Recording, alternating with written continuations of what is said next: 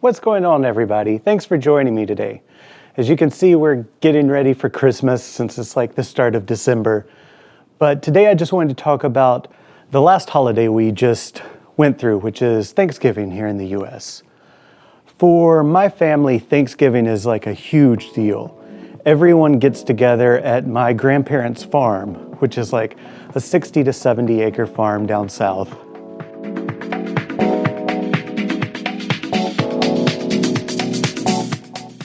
Some of us spend the whole week there, some of us just spend Thanksgiving Day. But the point is, we always make time to get together with one another. And I'm not talking about like immediate family, I'm talking about aunts, uncles, cousins, nieces, nephews, even friends of the family come in for Thanksgiving and spend it on the farm with us.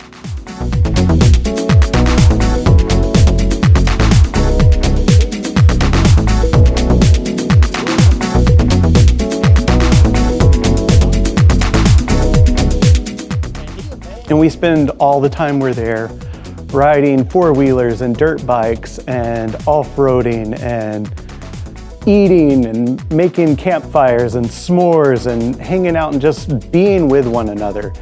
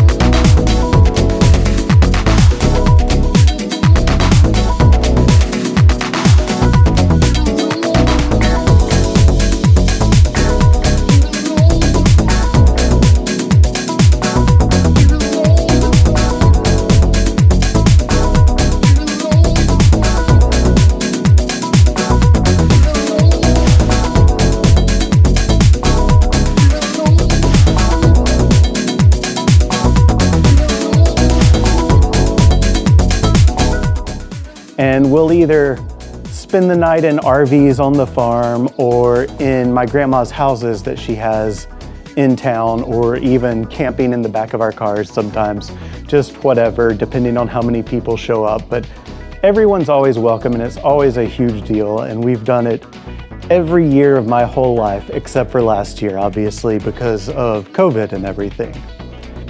And so this year, we were all very excited to get back to it. We all started making plans, getting off-road vehicles ready and everything, and we headed down to the farm.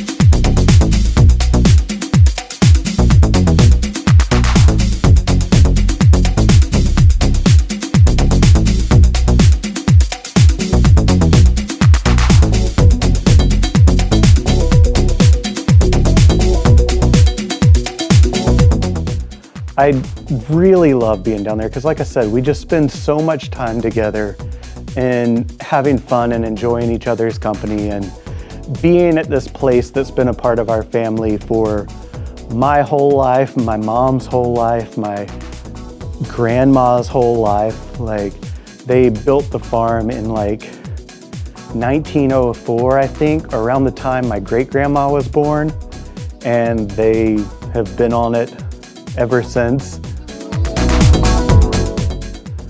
But like I said, we just go down there and have so much fun. And this past year, after not being for the first time ever, we had so much fun. And we took out all the ATVs and everything, and the dogs got to just run loose through the fields, and they had an absolute blast doing it.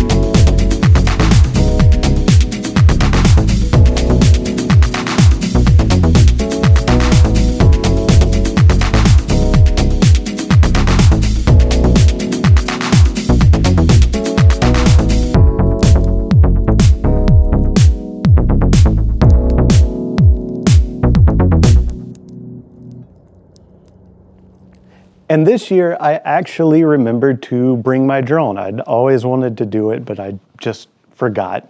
I don't know why. And so I took my drone up and I started flying around the place, you know, following everyone around, as you can see. And then I took it way up above the trees that are on the back of the property and started flying to that towards, there's a little lake, like a little bit of ways on the other side of the property, and I started flying towards that.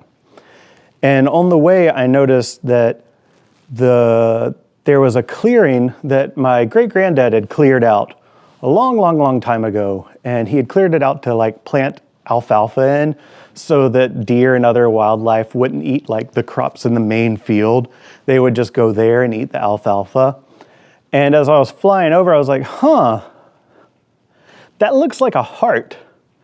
And so I flew over right above it and looked down and then started slowly spinning the drone around. And sure enough, it was a heart. And I captured like this image.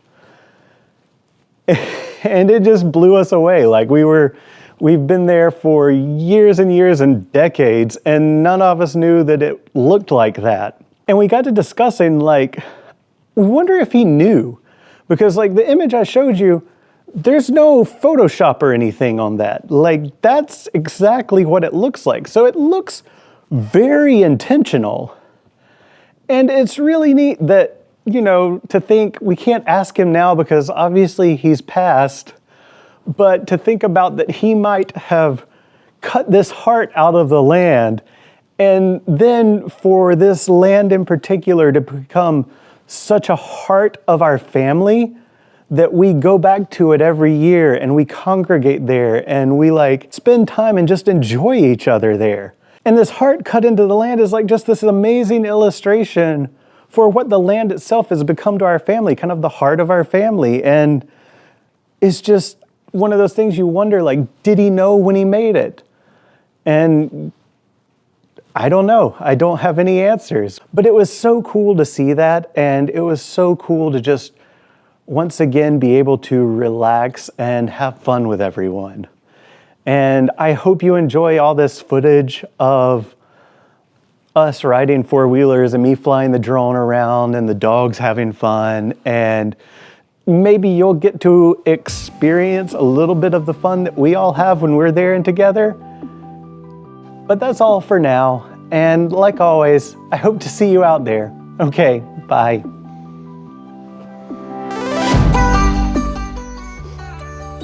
I figured I would show off our Christmas tree a little bit. I think it looks absolutely adorable this year.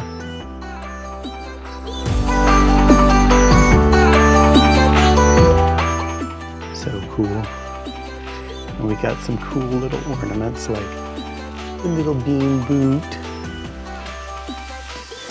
Charlie Brown, and this cool garland, and this glass owl. But yeah, I think our tree decorating went very nice this year. And for those of you that know, don't worry, we didn't leave our Charlie Brown Christmas tree out. This is always up. We actually, for those of you that don't know the story, we got this Christmas tree when we first moved into this house because we moved in December and we just didn't have time to set anything up. So we wanted a Christmas tree and we went and got a Charlie Brown Christmas tree and we set it up right here on the little mantle, and we've done that every year since then. It's a little Christmas tradition. But Maddox, he likes to knock the ornament off with his big old tail. Isn't that right, buddy? Isn't that right? Yeah. It's okay. He just gets excited about Christmas. Yeah. And Hudson's obviously ready for Christmas with his new scarf that's in Christmas colors and his Christmas Pendleton blanket. And we got him this adorable little pillow that has a little Hudson on it. So cute. You ready for Christmas, Hudson? Yeah. Gonna get some treats? Yeah.